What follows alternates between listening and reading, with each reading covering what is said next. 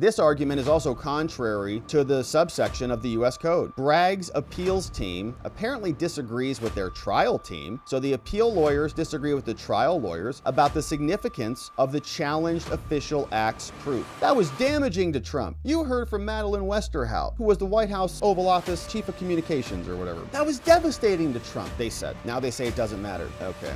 This is the scary stuff. This is the stuff that ends a republic or turns into a one-party state that are known as a dictatorship. China is a one-party state. North Korea is a one-party state. So I don't use the words one-party state lightly. Trump's appeal marches forward. We know the sentencing has been delayed until after the election, but Trump is not letting up. In fact, he's doubling down. We want to take this case away from Judge Merchan. Remember, the state case is being prosecuted by a state prosecutor called Alvin Bragg in Judge Merchan's courtroom. Trump got found guilty of 34 counts. He is now trying to take this case from the state court into the federal courts because the state court is corrupt. The judge is, in my opinion, extremely biased, has donated to Joe Biden, daughter worked for Kamala Harris, and the list goes on and on. The judge has made comments about Trump. It's bad. He's gagged Trump. And so we want to take it away from him. So Trump can have a fair shake or a fairer shake at the federal level. And what we saw earlier in the week was that Trump made that removal request to the district court. So now if we think we move into federal land, we have the lower level federal court that Trump tries to take the state court into the federal court, but that federal court denied Trump's request. So now Trump is appealing that to the Second Circuit Court of Appeals. And this is his reply. So this will be the final word from Trump on this appeal. And what he's asking for is for a stay of the remand pending this appeal. They say, all right, listen, Alvin Bragg's opposition focuses on the request for a temporary administrative stay. Alvin says, Your Honor, don't let them stay that. Send this back down. They can appeal this if they want to, but let Judge Merchan have the case. Bragg says, well, this is just a device that buys the court time to deliberate. Now, President Trump, they say, by contrast, is seeking such a stay because it is not always easy to evaluate in haste whether to impose a stay, which Trump has also requested, and that's fully warranted to stop this from going back down. Now, Bragg, likewise, seems concerned about haste and requests an opportunity to submit a full and comprehensive briefing later. And so thus, at a minimum, they say, even Alvin is saying, we want to,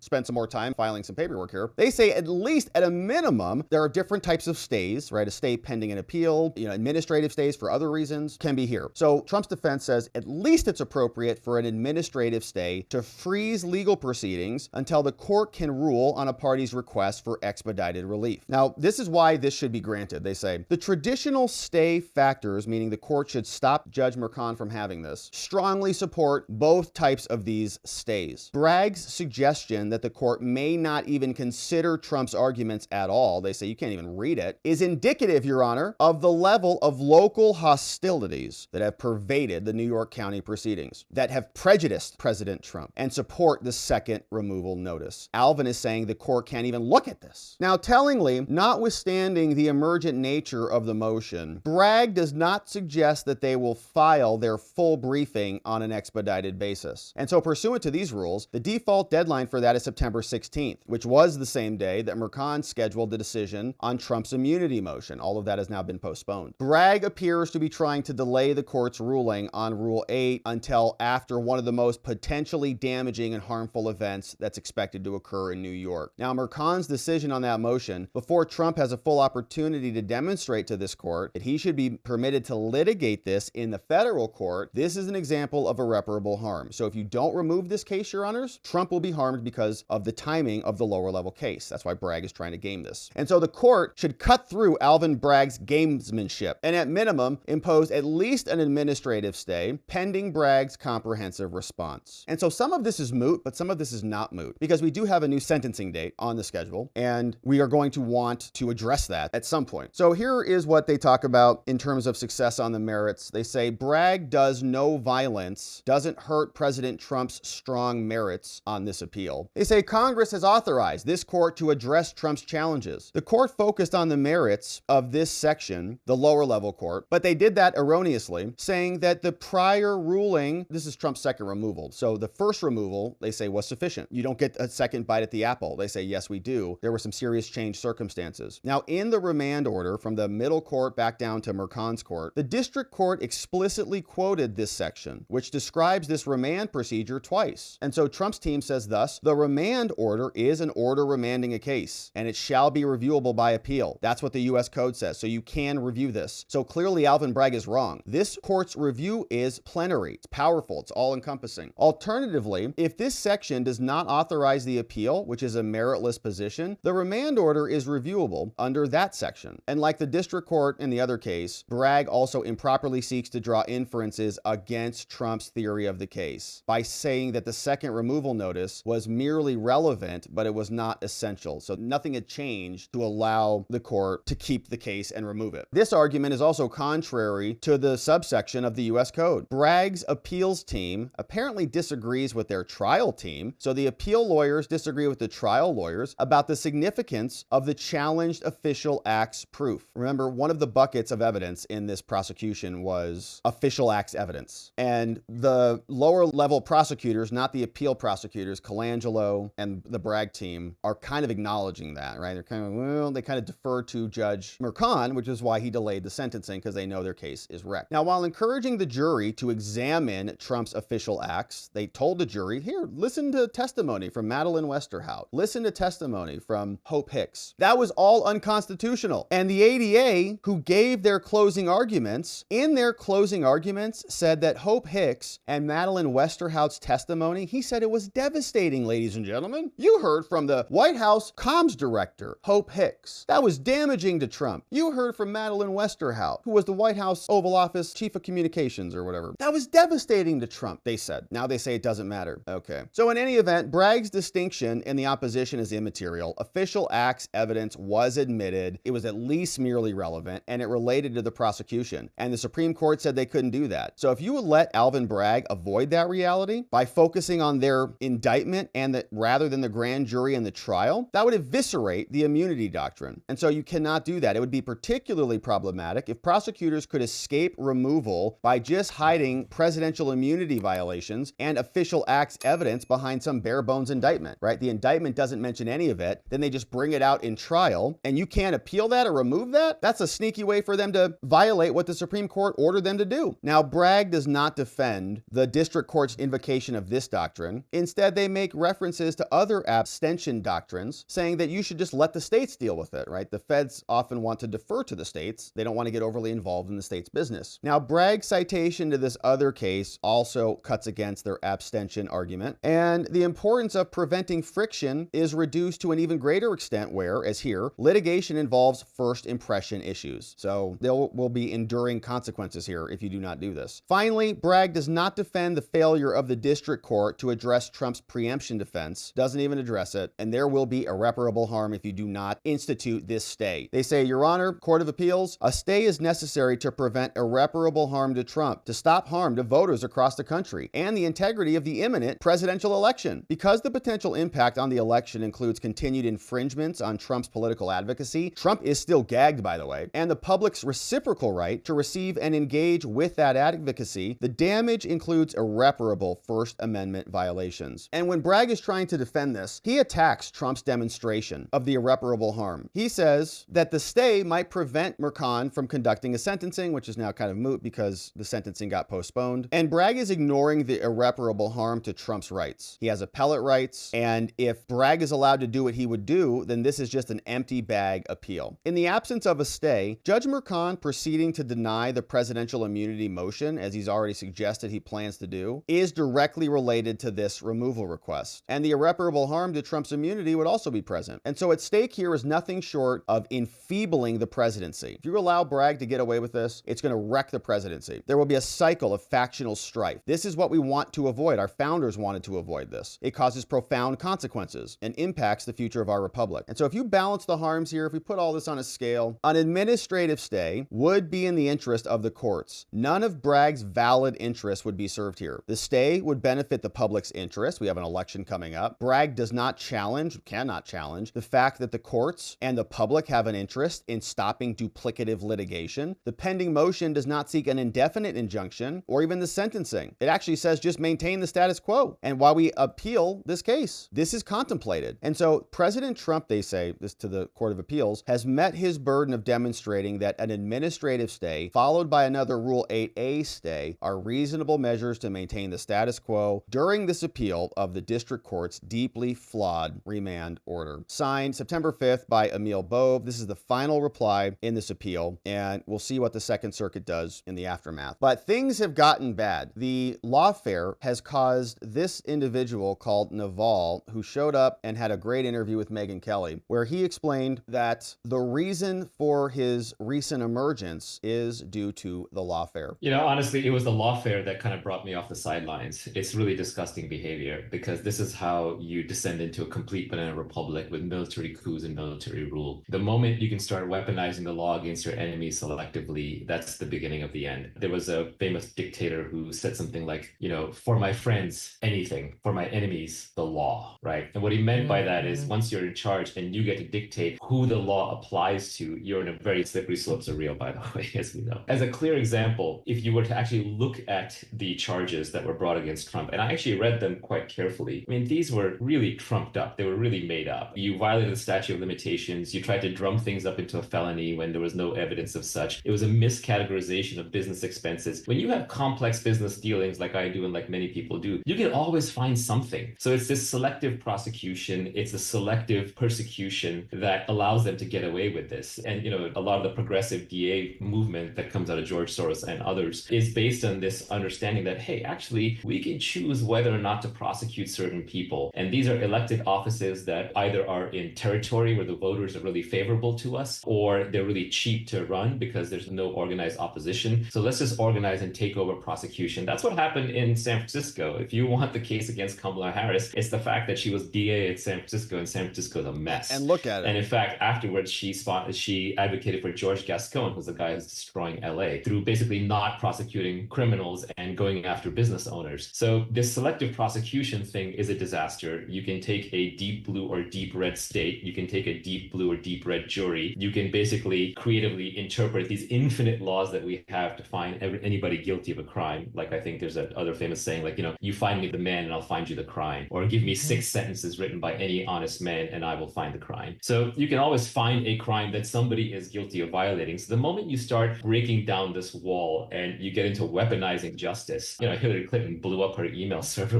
and wiped it with bleach bit. There was no consequences from that. Turns out the Hunter Biden laptop was real. Who knew, right? Yeah, Even though we were told it was all misinformation by the intelligence agencies. This is the scary stuff. This is the stuff that ends a republic or turns into a one-party state, better known as a dictatorship. China is a one-party state. North Korea is a one-party state. So I don't use the words one-party state lightly. But he's right. And California is a one-party state, and Kamala Harris is from that state. And as we see here, what they have created is an entire operation, a behemoth of prosecutors, secretaries of state, private lawyers, private organizations, NGOs, billionaires funding a lot of this, a lot of it being funded by our own government. Our own government funds many of these groups in the form of equitable contributions and diversity and inclusion and all this stuff being funded to maintain their own power structures and to suppress the will of the people. So Naval's coming off the sidelines. RFK Jr. is now changing his direction and supporting President Trump as the best hope to stop this cabal of people. And we're grateful for their voices and them speaking out. And we're going to be here continuing to cover this one, my friends. Thank you for subscribing wherever it is you're watching this. We've got another great segment coming up. We hope you join us on that one. We'll see you back here on the next one.